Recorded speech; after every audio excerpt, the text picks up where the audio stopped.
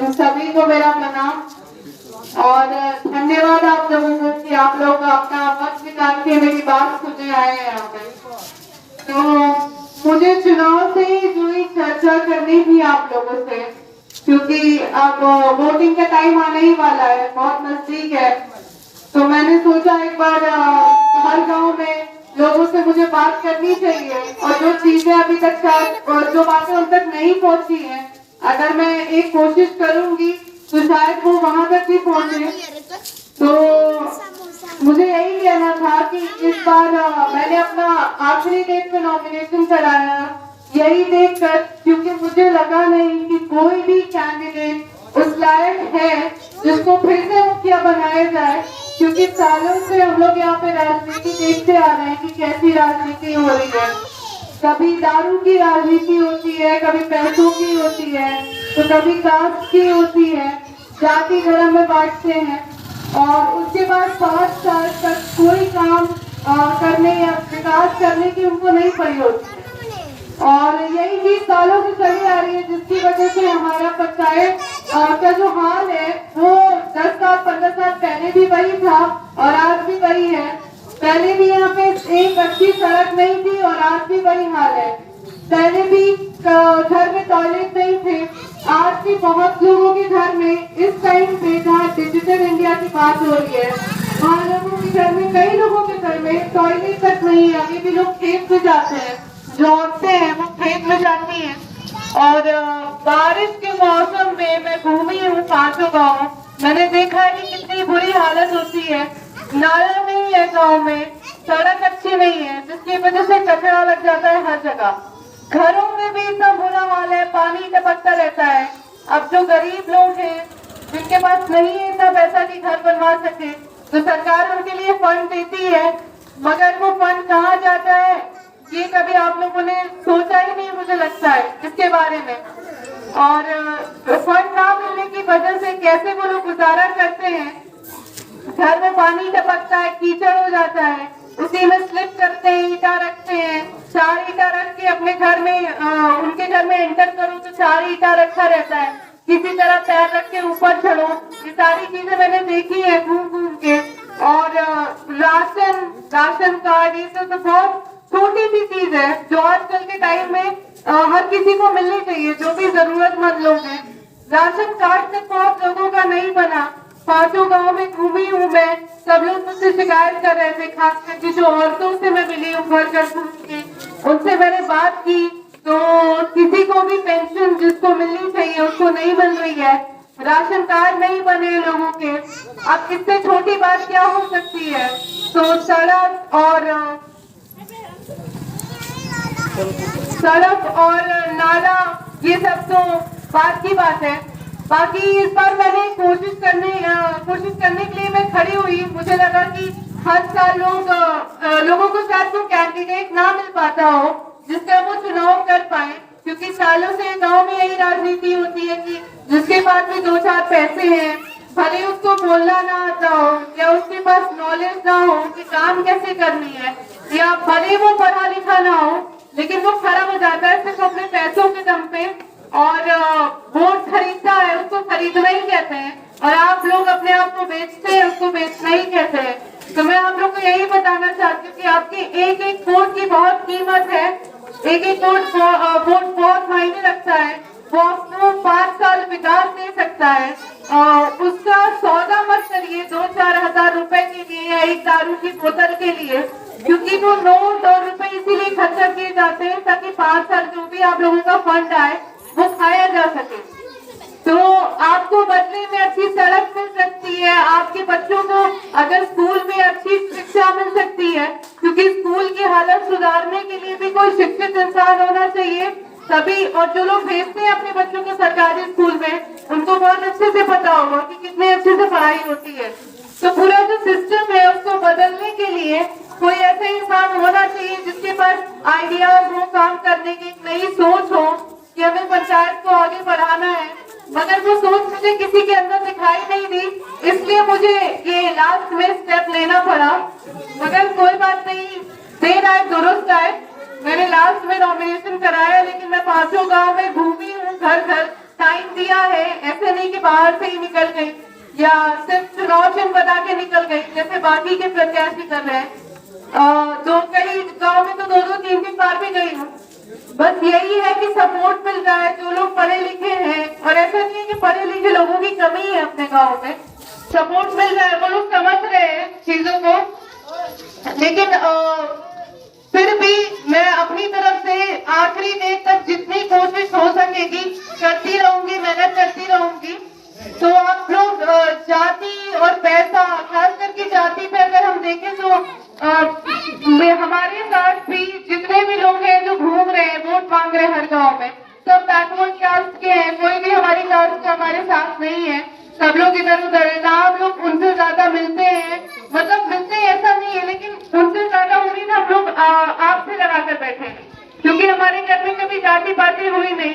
पापा भी हर कास्ट के लोगों के साथ उठना बैठना खाना पीना, तो हम लोग ये भेदभाव नहीं करते। तो हम लोग चाहते हैं, क्योंकि जो मुखिया होता है वो 500 गाँव का होता है, हर इंसान का होता है, वो सिर्फ अपना कास्ट या अपनी जाति देख के नहीं चल सकता, उसको सबको लेकर चलना होता है। तो आप लोग थोड़ा इस पर सोचिए समझिए, क्योंकि ये जो प्रोसीजर है इलेक्शन का जो बनाया गया है, अब वो चाहे मुखिया के लिए हो या बीडीसी हो या कोई भी पोस्ट के लिए हो, वो कुछ सोच समझ कर बनाया जाता है। आप लोगों को अपना एक नेता चुनना होता है, एक लीडर चुनना होता है, जिसके ऊपर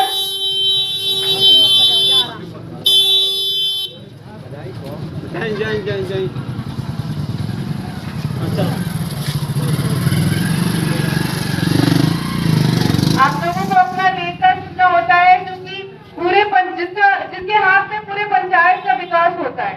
तो जब नेता जो आप चुन रहे हैं, पहली बात तो आपके अंदर समझ होनी चाहिए, क्वालिटी होनी चाहिए कि हमें किस आधार पे नेता चुनना है। नेता को तो हर कोई बोलता है कि ये काम नहीं किया, वो काम नहीं किया, गाँव घूम रहे हैं, लोग गालियां भी दे रहे हैं कि मुखिया जी ने काम नहीं किया, लेकिन मुखिया जी को चुनने वाले भी तो आप ही लोग हैं। आप लोगों ने क्या देखकर मुखिया जी को चुना और फिर आप लोग विकास की उम्मीद लगाकर बैठ गए। अभी भी लोगों के अंदर अकल नहीं आई है, अभी भी कुछ लोग हैं जो सपोर्ट कर रहे हैं, पैसों के लिए कर रहे हैं, किस चीज के लिए मुझे नहीं पता, लेकिन आप लोग पैसे से बाहर निकलिए, क्योंकि आपको 5 साल में बहुत कुछ देखने को मिल सकता है। एक आपके बच्चों को एक अच्छा भविष्य मिल सकता है। इसकी कीमत मत लगाइए आप लोग, क्योंकि ये सब बेशकीमती चीजें हैं। इसकी कीमत 2000 या 10,000 रुपए नहीं है जो ये लोग आपको खरीदने आते हैं, और आप पूरी तरह से बिकाऊ बन चुके हैं, बेच दिया आप लोगों ने अपने आप को। हर कोई यही बोलता है कि गांव में तो कुछ पैसा या सामान लेकर जाइए और वोट मिल जाएगा। गांव में ये सोचने समझने की क्षमता नहीं है लोगों के अंदर, लेकिन मैं इस बात को नहीं मानती हूँ, क्योंकि मुझे पता है कि हमारे गांव में भी या हमारी पूरी पंचायत में बहुत अच्छे, बहुत पढ़े लिखे समझदार लोग हैं।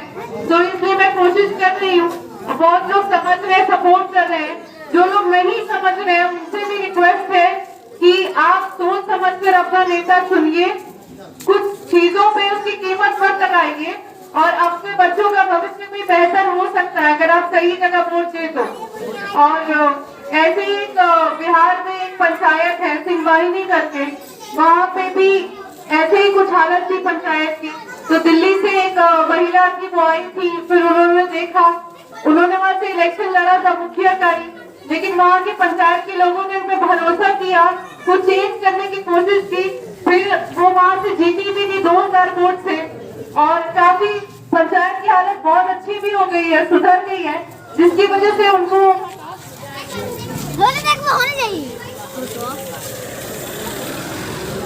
जिनकी वजह से उनको पुरस्कार भी मिला है राष्ट्रपति से एक अच्छा काम करने के लिए। तो वहाँ की जनता समझ सकती है, तो आप लोग क्यों नहीं समझ सकते हैं? जो चीजें सालों से चली आ रही है उनसे बाहर निकलिए, अब बदलाव का समय है। क्योंकि शहरों में हम लोग डिजिटल इंडिया की बात करते हैं, गाँव में आते हैं तो आज भी वही हाल है। कई लोगों के घर में कल नहीं है, क्योंकि इतनी छोटी चीज है, नल जल योजना कब से चली आ रही है।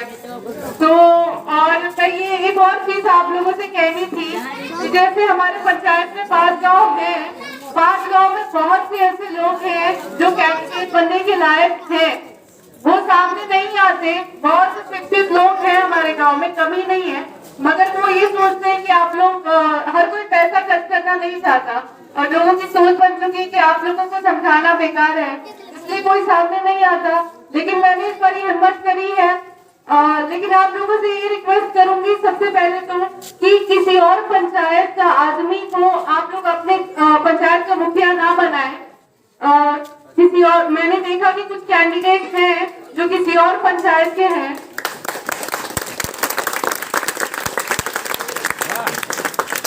अब हमारे गांव में लोगों की कमी बढ़ गई है जो हमें किसी और पंचायत से लाकर अपने यहाँ मुखिया खड़ा करना पड़ेगा। ये बहुत ही शर्म की बात है सबके लिए। और मैं देख रही हूँ कि उस आदमी को समर्थन भी बहुत मिल रहा है अपने गांव से, अपने पूरे बाजू गांव से। अब मुझे नहीं पता क्या देखकर मिल रहा है। वो लोग अपनी पंचायत में क्यों नहीं खड़े हुए मुखिया के लिए, कि आप लोगों को इस पर विचार करना चाहिए। हो सकता है अपनी पंचायत में उन्होंने लोगों को लूटा हो, इसलिए उनको कोई वोट ना दे रहा हो, तो इस पंचायत में खड़े होकर वो लूटने के लिए आए। तो आप अपने घर का मालिक, अपने घर की चाबी किसी और के हाथ में नहीं दे सकते। तो किसी और इंसान को, अपने पंचायत आपका घर ही है, इसका मुखिया किसी और को नहीं बना सकते। और मुझे समझ नहीं आता लोगों की हिम्मत कैसे हो जाती है ये सोचकर कि चलो इस पंचायत में चलते हैं, वोट तो हमें मिलेगा, हम जीतेंगे, और लोग अच्छे खासा वोट भी देते हैं। तो ये आप लोग इस पे थोड़ा विचार करिए, सोचिए कि पहली चीज तो ये सोचिए दिमाग में कि अपने ही पंचायत का कोई आदमी हो जो मुखिया बने, उसमें भी आप लोग ये सोचिए कि किसके पास विचार है काम करने का, या कौन शिक्षित है, या किसके पास नई सोच है। अब जैसे मैं ये जो छोटी छोटी योजनाएं हैं, सड़क योजना है या पेंशन की जो स्कीम है या नल जल है, गली नली है, ये सब तो छोटी चीजें हैं, तो जरूरी है लोगों को मिलना, जो मिली नहीं। इसके अलावा भी मैं काफी कुछ करना चाहती हूँ।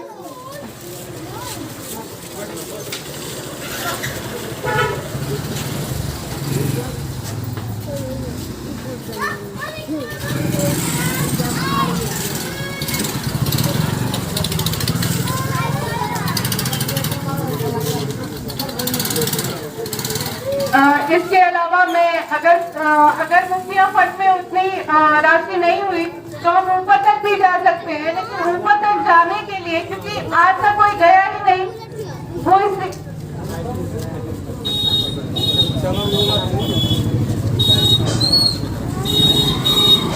ऊपर तक कोई नहीं गया। इसके भी कारण है क्योंकि जब उसने अपने ही फंड से विकास नहीं किया तो वो ऊपर से क्या फंड मांगेगा और क्या नई चीज करेगा।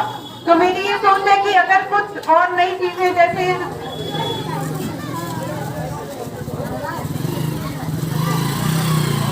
जैसे अगर गांव में स्ट्रीट लाइट लग जाए तो और बेहतर होगा, क्योंकि रात में सड़कों में काफी अंधेरा हो जाता है। या घर घर में अगर डस्टबिन की सुविधा हो जाए स्वच्छ भारत अभियान के तहत, तो काफी लोग, क्योंकि कचरा फैला रहता है हर जगह, उससे भी बहुत लोग बीमार होते हैं, तो हम उसमें भी कुछ चेंज कर सकते हैं। लेकिन ये सब करने के लिए आप लोगों का सपोर्ट चाहिए। ऊपर तक जाने के लिए कोई ऐसा इंसान चाहिए जिसको समझ हो कि ऊपर बात क्या करनी है, काम कैसे करना है। तो आप लोगों से रिक्वेस्ट है कि जो ये प्रोसीजर है इलेक्शन, ये ऐसे ही नहीं बना है, फालतू में नहीं बनाएंगे। कोई भी खड़ा हो जाएगा जिसको बोलना भी नहीं आता या जो पढ़ा लिखा नहीं है, कोई भी आके मुखिया बन जाएगा। इस चीज के लिए नहीं बनाया गया है। इसको सोच समझ के वोट देना होता है। आपके विकास का सवाल है, आपके 5 साल का सवाल है ये। तो आप लोग, लास्ट में यही अपील करूंगी कि इस बार वोट करने से पहले 10 बार सोच लें, वरना आप लोग, अगर आप लोग कोई बदलाव नहीं चाहते, अगर चाहते हैं कि आगे भी सालों साल यही चलता रहे, तो फिर आप लोग वही कीजिएगा। लेकिन अगर आप लोग बदलाव चाहते हैं तो ये रिश्तेदारी, जाति और पैसे से बाहर आ जाइए, वरना हालत जो पहले थी वही रहेगी और अगली बार से निराश होकर तो खड़ा भी नहीं होगा, हिम्मत भी नहीं करेगा। इस बार मैंने हिम्मत करी है, लेकिन अगर इस बार में कुछ हाथ नहीं लगा तो फिर अगली बार से कोई हिम्मत नहीं करेगा निराश होकर। तो सोच समझ के वोट दीजिएगा आप लोग, ठीक है। Thank you.